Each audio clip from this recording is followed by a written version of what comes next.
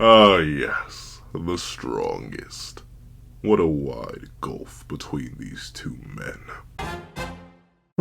What's up, guys? Open here, and here we are to do a nice little discussion about whether or not the gap between Gojo and Sukuna and the rest of the rabble was made a little bit too large for the narrative to, let's just say, function in a cohesive manner based on everything that has been established for the two gods of Jujutsu and the inevitable downfall of one of the said gods of Jujutsu. We have a decent little chunk to talk about, so let's not waste any more time and let's hop right into it. Editing me. Ready. 3, 2, 1, go. What's up, guys? That guy with a pencil here. Fun fact, I do happen to have it on me and keep it on me at all times. And another fun fact. I'd like to guide your attention to this statement right here. Chill, Gotsu. Kashima's right. Gojo said he only wants help if he gets weaker than you or me. Now, this is an assertion by Hakari Kinji on the word of Satoru Gojo. Now, you may be wondering, what does this matter, Pencil Man? Seems a little bit obtuse, isn't it? And to that I say yes, it is. Purposely obtuse. But the reason I bring this up is I need to remind you the state that Satoru Gojo was in at the start of 234 when this statement was made.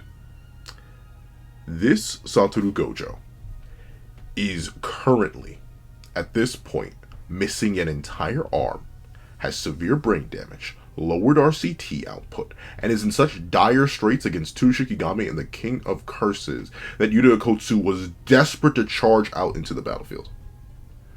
That was this Satoru Gojo. He did have his arm removed later on in the chapter, but remember, low RCT output, low general output, brain damaged, no domain, 3v1. But according to Akari's own estimate, something that Yuta does not even deny, this super fatigued brain damaged Gojo is still stronger than Hakari Kinji and Yuta Okkotsu, the two who are stated the second to Satoru Gojo in one way or another. Whether it be an unusual abilities, overwhelming power, however you wish to quantify it, those two are supposedly the strongest after Satoru Gojo. And note how there is no interference from this point on. They do not intervene when Satoru Gojo ends up losing his arm. Nothing happens. Why? Because he's still stronger than them. Of course. He's the strongest sorcerer of the modern day. And once again, this gap is well established. It's not news, essentially. We all knew that Gojo Satoru was infinitely more powerful than everyone else. Sort of his thing, you know? He's limitless, after all. And naturally, the same would, of course, go for his opponent, right? The strongest sorcerer in history, Ryomen Sukuna. Don't you understand that, of course, if Satoru Gojo, well, brain damaged, just freshly regrew an arm, and is admittedly tweaking off a few light flashes, is so powerful, so almighty, of course his opponent, the one who transcended Satoru Gojo, would also be almighty, right? Of course, Ryomen Sukuna. He's a transcendent monster, a beast, a demon of unknown varieties and calibers, to the point where, well after the loss of the second strongest sorcerer, the strongest sorcerer of the modern day, who fell to Ryomen Sukuna, well after his loss, not a single person has been able to match him. Not a single soul has been able to reach the pinnacles that Satoru Gojo met. This is completely affirmed by a one or a ume, who at the end of 252 straight up declares, "I'll be completely honest with you. Lord Sukuna is capricious. His cursed energy wavers like this when he isn't interested in his opponents. You should be ashamed of yourselves for not presenting a better fight than Satoru Gojo. Even considering the effects of the early fighting, I can still see that Lord Sukuna isn't taking this fight seriously." So, after all that Sukuna went through, getting smacked in the face by an unlimited hollow, after being beaten down through his entire first health bar, after sacrificing numerous pieces of the 10 shadows, after going through so much that his cursed energy levels have dropped to the point where they're matching Yuta Okotsu, someone who had assumed that he had less than half of the cursed energy reserves that Ryomen Sukuna did after Ryomen Sukuna burned through his own domain expansion, gave himself brain damage, got brain damage from Satoru Gojo, and ended up being put in the worst scenario ever, to the point where he was beaten down and bullied so badly that he didn't even have a heart. And not in the Grinch sense, in the literal sense, his heart was literally pierced straight through. At the end, he's still not taking the battle seriously. In the end, he's still the mightiest. In the end, he's still transcendent. And that runs into a certain issue, right? Because remember what the Half-Man's goal was. Satoru Gojo wanted to foster strong allies. Allies that would be enough to surpass him. And of course, we now know that ultimately, based on Urume's assessment and Gojo's own statements within 236, depending on how you interpret them, and everything that would go into that, it was fun. But Sukuna wasn't able to give it his all. And for that, I'm sorry. The gap that was established is being upheld. I don't think there's a narrative issue with that. I think it's good that the second strongest, the one only second to Satoru Gojo, was not able to hold a candle to Ryomen Sukuna. That makes sense. I think it's perfectly reasonable that Maki Zenin, the reincarnation of a war deity, not being able to stand to Ryomen Sukuna, makes sense. I think it makes absolute sense that even the strongest of an entire period could not hold a candle to Ryomen Sukuna. His beautiful, gorgeous form. It all makes sense, and I especially believe it makes sense that a random lawyer who unlocked cursed energy about 3 months ago in universe, it makes perfect sense that he also would not be able to hold a candle to the King of Curses. All of this makes sense based on the power gap established, and even their complete inferiority, as Urume says verbatim. Them as a collective have not presented a better fight than Satoru Gojo. Not a single one of them, nor the collective, has proven that they've even reached Satoru's level. That makes sense, because the narrative over and over and over, even when the man was in a box, the narrative explicitly kept telling us Gojo Satoru's the strongest, the mightiest, the girthiest, the thickest and most scrundly, umptious, juicy boy this side of the modern era. So of course, all of that makes sense. But the issue is, while it makes so much sense, while it fits perfectly in the narrative, while I'm not even mad at this statement here towards the end, because it wouldn't make sense for Sukuna to have to go all out against people who are categorically weaker than the weakest Satoru Gojo we may have ever seen, except for pre-awakened Teen Gojo. It leads to a cumulative issue. The issue of, okay, they're so much stronger than everyone. Satoru Gojo is here at the top of the screen. Everyone else is here at the bottom of the screen, with all this space in between. And then Ryomen Sukuna is so powerful that he's off screen, even after being dragged down to a point where maybe you can see the bottom of his feet. There's still that huge gap. How are they meant to clear it? Logistically. Notably, I am perfectly fine with Maki Zenin somehow surpassing Satoru Gojo. I am perfectly fine with Hakane Kinji magically surpassing Satoru Gojo. I'm perfectly fine with Yuta Okotsu, not even Yuta Okotsu, let me just say it for real. Yuta Okotsu whipping out and surpassing Satoru Gojo. I'm perfectly fine, not with Higurumi Hiromi, but it's too late for that anyway. But I am perfectly fine with Yuji Itadori mystically magically surpassing Satoru Gojo. I would have been perfectly fine with Kashimo Hajime mystically magically surpassing Ryomen Sukuna and Satoru Gojo, or at least being somewhere near their level. I mean, it's too late for that now too. The man got hit by a waffle iron. He ain't surpassing nothing except maybe like surpassing the afterlife, into the afterlife. He's gonna go deeper. But you notice what I've been saying: mystically, magically, somehow, some way, in mystical, magical terms, because it wouldn't make sense. But Here's the thing. Due to how powerful Ryomen Sukuna is, built off the build-up of both himself and Satoru Gojo, they have to surpass him. Our remaining cast and crew, somehow, and I say somehow need to transcend Satoru Gojo. How? I don't know. I don't. Remember, Satoru Gojo had access to things that no one else did. Numerous domain expansions, basically unlimited cursed energy, the best efficiency in the entire series, the most broken ability in the entire series by a long shot, only being contested by the man who can actually cut space now. All that is true and valid and real and wonderful and juicy. But guess what? No one else has access to that.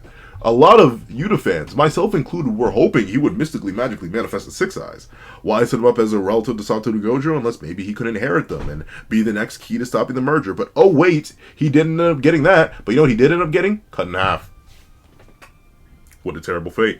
Oh, Yuji Itadori, he's grown so powerful, so juicy, so wonderful. Look, he can even somewhat perceive and even block Ryomen Sukuna's slashes. He must be Himothy. Yeah, he's gotta be him. Oh no.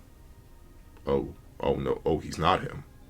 After a whole month time. Oh. Yeah, he can't even heal properly. Of course, he learned it over the month, but like... That's unfortunate, big bro. That's unfortunate. In fact, I can't even call you big bro. I gotta call you little bro. Oh, Maki Zenin, you've awakened. You've transcended. You can even leap across the world itself, transcending even slashes that cleave creation themselves. Wonderful. Oh, but you can get perception blitzed at any moment by Ryomen Sukuna. Okay. And, you got hit so hard to replay 3 different times. Not once, not twice, but 3 separate times.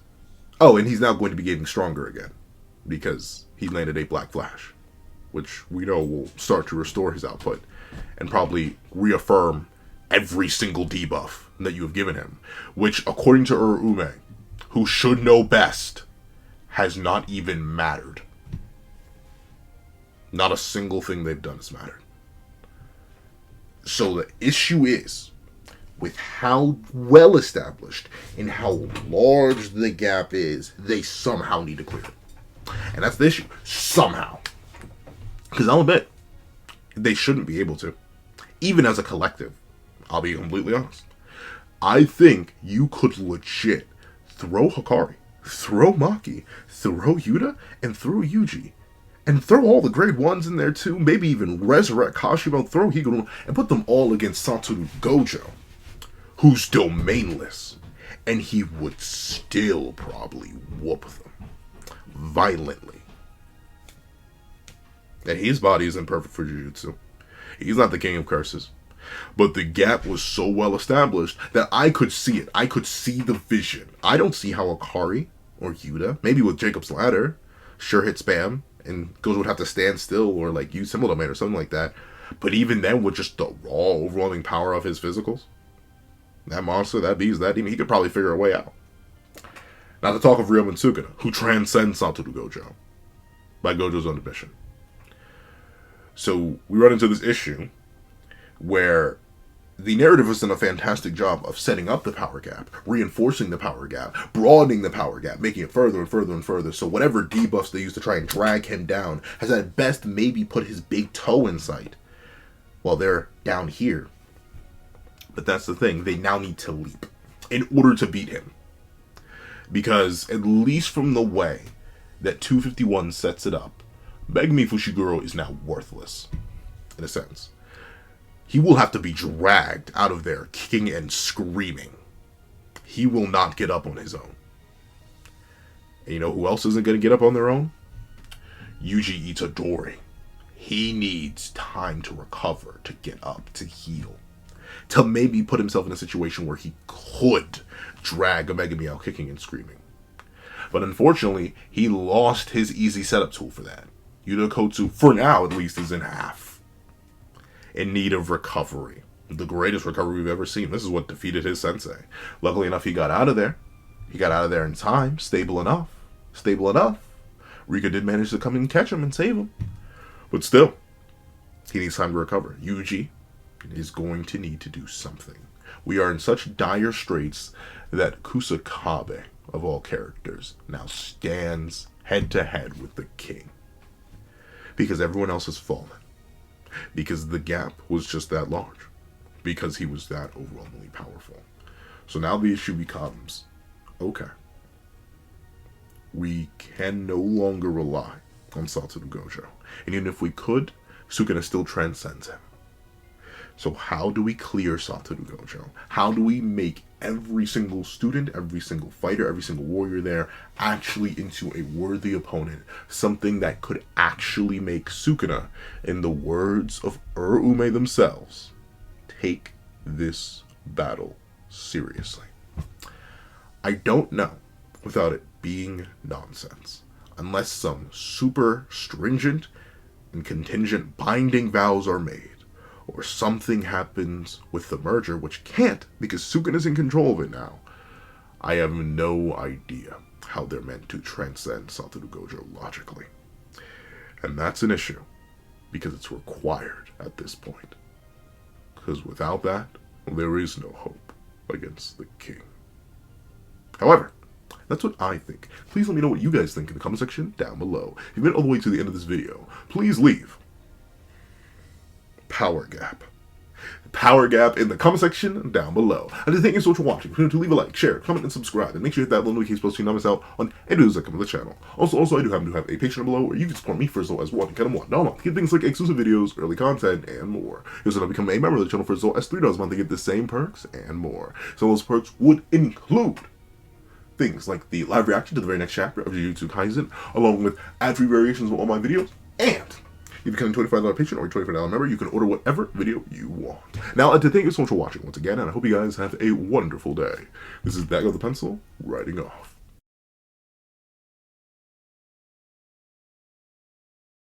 I'd like to give a thank you to our $3 members, Sukuna Plays, Greyhound, Akids Void, Astro, Red Wolf 4765, Eternal Flame, and Teen Mitgao. And I'd like to give a thank you to our $5 patrons, Steron, Sean, Panda Goat, Midnight Lord 21, Kevin, Ignil, and EHAC1. And I'd like to give a thank you to our $7 member, Autumn Mornings Lazo. And I'd like to give a big thank you to our $10 member, Jay Warrior. And I'd like to give another thank you to our $10 patrons, Joaquin and Idemokami. And I'd like to give a gargantuan thank you to our $25 member, Alex Ice Road. Along with another juicy thank you to our $25 patron, China Doll 09. And I'd like to give a final giga gargantuan thank you to our $25 patron, Calvin Elder.